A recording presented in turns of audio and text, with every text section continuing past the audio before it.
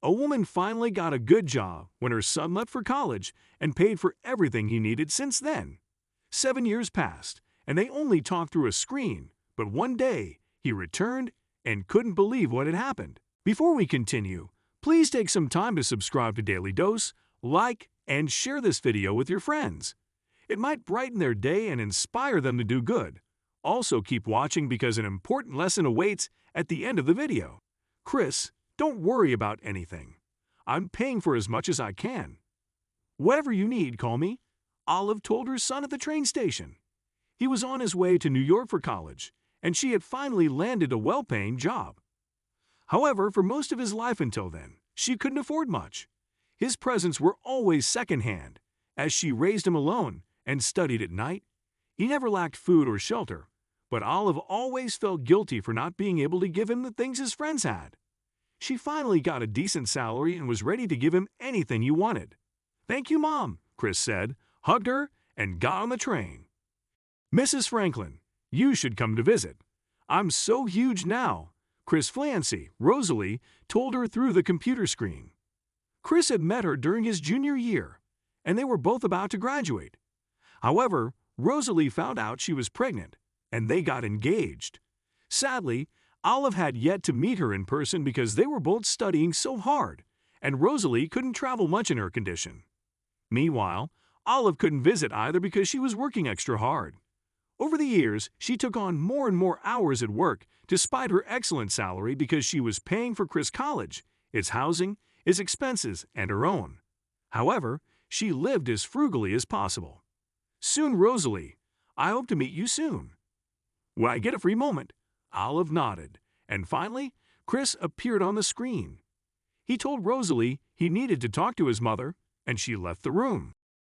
"Mom, I wanted to ask you something," Chris started, scratching the back of his head. "Since Rosalie and I are going to graduate soon and have a baby, I was wondering if you could help me with a house. We looked at one already. It's in New Jersey because there's no way we could live in the city, but it's beautiful. It reminds me of home." Olive stared at her son for a while and bought hard. "Well, I don't know," she muttered, thinking about her savings and hard work. She was finally planning for retirement. "Please," Chris begged and talked about the house cost and how much they would need for a down payment. He also said that Rosalie didn't have anything because she had no family to help out. "Okay, Chris, okay. I think we can work something out," Olive finally said. She would have to deplete her entire savings and maybe live even more frugally, but it was possible. "Thank you. Thank you, Mom. I don't know what I would do without you," Chris said, almost crying on the video call, and Olive smiled, knowing it was all worth it. "I wish you guys could come this Christmas," Olive commended in front of her computer, as she did many times over the years. Her son had left her house 7 years ago and had not returned to his Maryland hometown. All they did was video chat. She was missing her granddaughter's life and hated it, but everyone was busy. Olive worked now more than ever because she still helped her son often and had depleted her savings a second time when he wanted to start a business.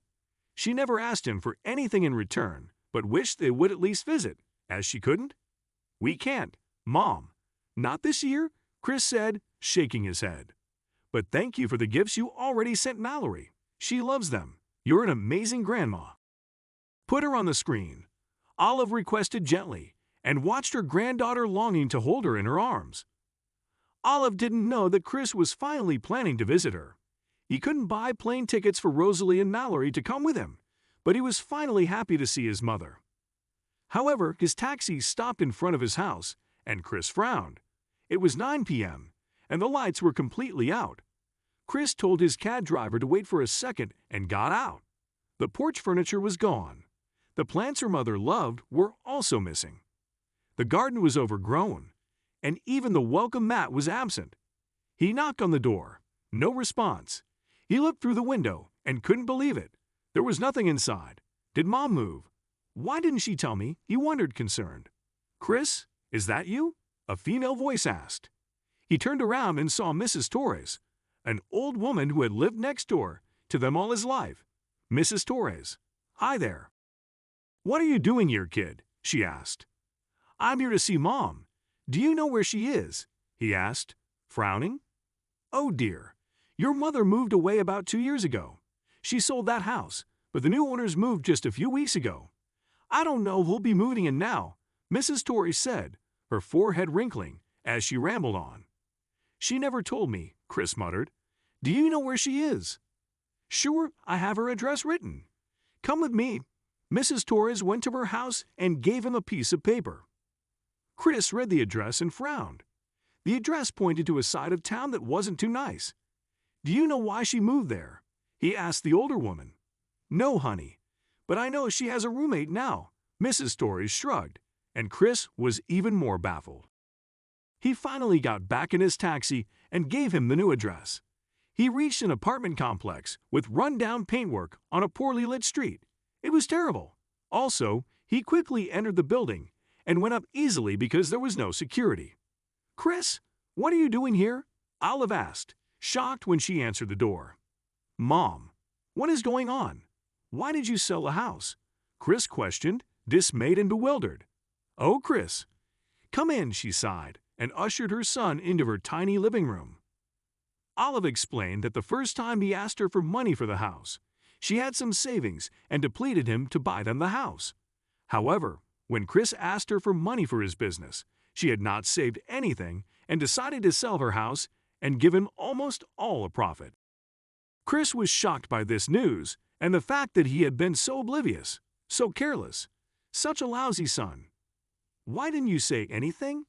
"Mom, I wouldn't have taken that money if I'd known," he muttered, breathless. "But I wanted you to succeed, sweetie. I failed to give you so much when you were younger. I just didn't." She tried to explain, but Chris cut her off. "Mom, you gave me everything I ever needed. I only asked because I thought you had it. I shouldn't have asked. I'm so sorry. I'm so sorry for not asking about you. I'm sorry for not visiting.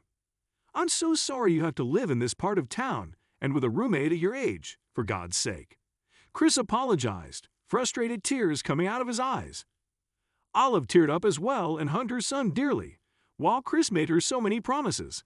He called Rosalie that night, explained everything, and they both agreed that it was time to move Olive closer to them.